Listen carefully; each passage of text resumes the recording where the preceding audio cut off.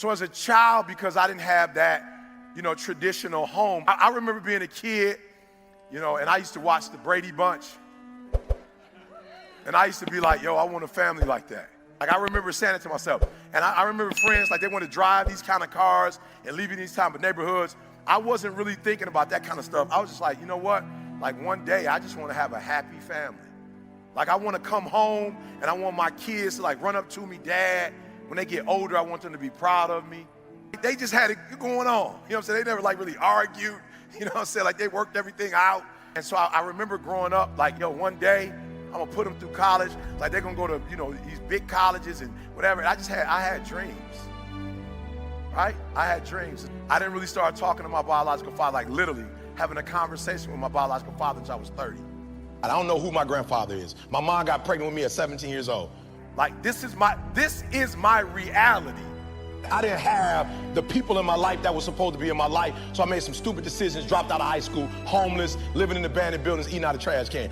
And I know a lot of you are adults, and you're adulting, and sometimes you don't have time for dreams and goals and stuff, right? But I want you to do me a favor, like, don't let life do you like that.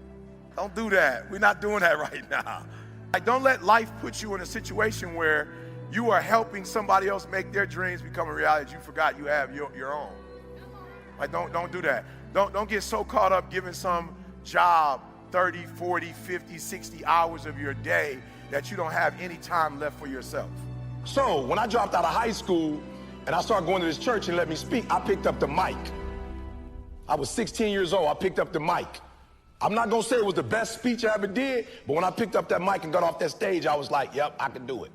We all go through pain. We all go through pain. We all go through something. I always tell people, we all go through pain. Get a reward for yours. I earned the right to be here.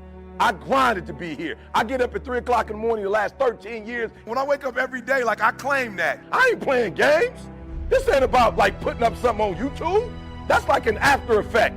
Don't let life put you in a circumstance or a situation where you stop dreaming. I remember CJ, he's the president of my organization, and CJ and I used to talk, and I was like, CJ, that's not real. And he said, E, don't let the truth mess up a good story. I'm not interested in your reality right now. I want you to get back to your dreams. I'm not interested in how much your student loans are. I'm not interested. Because your student loans are sucking your dream. For some of you, that contract messed you up. You soft now. You ain't as hungry as you was when you was in high school. You ain't as hungry as you was when you was in college. You ain't as hungry as you were your first year. You ain't as hungry as you were your second year. I wouldn't have time to tell you about all the trauma that I went through in my life. But I just figured since I went through so much trauma, I might as well use the trauma to make all my dreams become a reality. I'm competing against everybody else in the world. I'm not mad at them, I'm not against them, but when you number one, you don't have to negotiate with your check. I remember when I was like number 25 or something, they would be like, okay, you got to fly here, you got to fly. Now I tell people how I fly. I tell people where I stay, where I don't stay. You can't let that thing that devastated you in 1989, the thing that devastated you in 1996, 2001, like, you can't wake up every day to 2001. 2001 was a tragedy, yes, it was, but you can't stay there. You can't keep waking up to that. You don't know how many days you have left. You don't want to be wasting days. Like, you're not God. Like, you don't create. You can't wake yourself up. You don't know how many days you have left. You can't be playing with the days you have. I want you to write down those dreams and goals that you still have that you have not accomplished. I want you to write them down. Now do me a favor, don't adult me, don't life me. I'm not interested right now in reality. I don't want to talk about reality right now. I just want you to put some energy on your goals, all right? I want you to put some energy on your goals.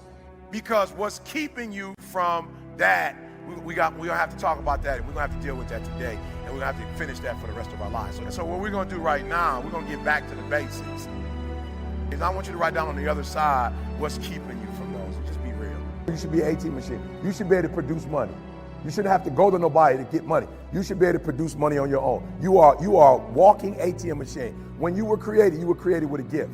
Now, the fact that if you use it or not, that don't got nothing to do with nobody.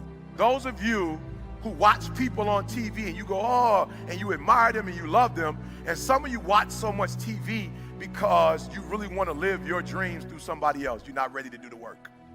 There's a one type of dude who feel like because he's gifted that it's just an automatic road for him. And let me tell y'all something. You are gifted, but you better humble yourself.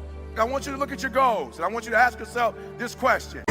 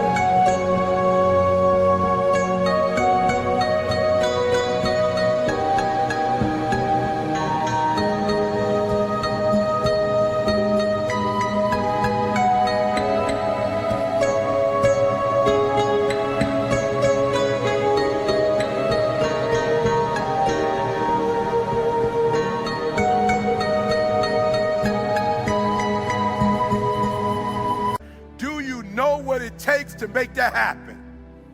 We all have 24 hours, all right? What makes some of us average, makes some of us good, some of us great, is not the family you was born into, right? It has nothing to do with that. It has nothing to do with your socioeconomic status. It has everything to do with how you command your life. Real simple.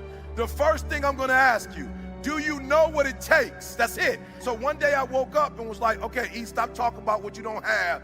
You need to know what you don't know so you can get to where you're trying to get to.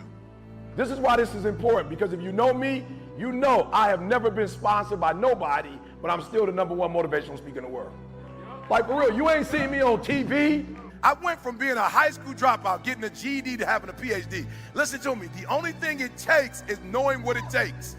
What I'm trying to get you to understand is, when you understand you have an opportunity, you play a little different. I remember before being in that room with Warren Buffett, I'd never even thought about making that kind of money. You know what I'm saying? Like when you see celebrities, they always photoshopped. So I get in the room with Warren Buffett, and what blows my mind is that he's human. He didn't come in with an Italian suit on. He came in with like a normal, I'm like, that's a normal suit. You look at the rapper, my man just got some money. He got it all of it right there. He looking to get robbed. I'm like, bro, you just got robbed me all over you. This was Warren Buffett. Like, I saw his shoes. I'm like, yo, you can get those at Macy's. I'm looking at my man like, them some Macy's shoes. He was already one of the richest men in the world. He didn't have to come in and impress nobody. He didn't have to come in and prove that he was rich, because we know he rich. I'm like, what are the...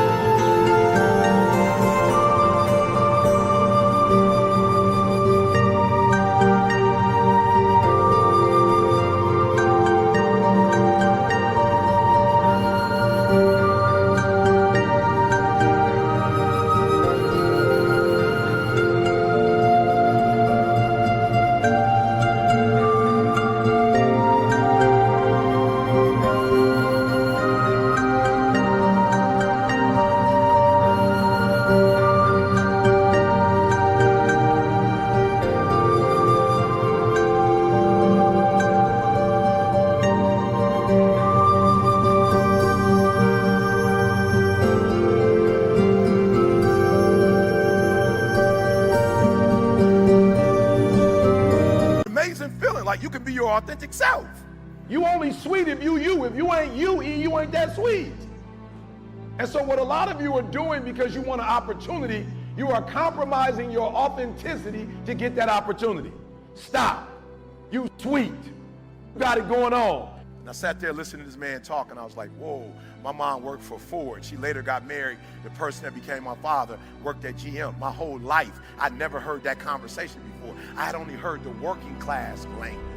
When you go to the pros, everybody you playing is a pro. It was a different language. And I walked out of that room and was like, yo, I know what it takes.